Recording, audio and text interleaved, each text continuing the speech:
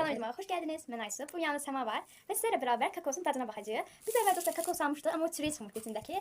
Şimdi bunu dişeceğiz bu üçten nokta ve bunun suyunu içeceğiz. Sonra tadına bakacağız. Bu... İçinde su var bu arada bakın. Dostlar bunu biz 10 manat elde eləmişik. Səhət deşirəm.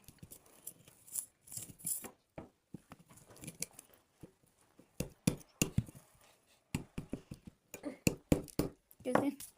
Deşirəm. Sudan al. Dostlar bir tanesi içerisini deşdim. İndi isə bir tane stəkan suyunu çıxardacaq. Bakın. Şimdi sen tükür.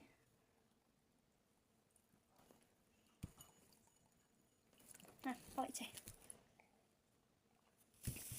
Şeydi. Mesela boyunca var ha. Ya onun içindeki şeydendi yani. Dadı eynidir. Suyu həqiqətən də qəşəngdir. Növbəti bunun dadına baxma. İlk önce suyunu tam çıxardaq.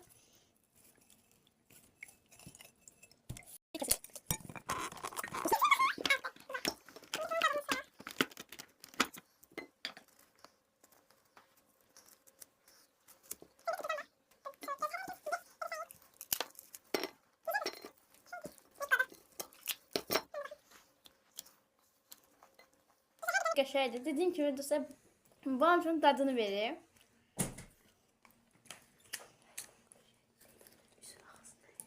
On üzerinden çöbeyse. 10 üzerinden 10. Ben de 10 üzerinden 10 veririm. Dostlar kanalımıza abone olup like etmeyi unutmayın. Helal.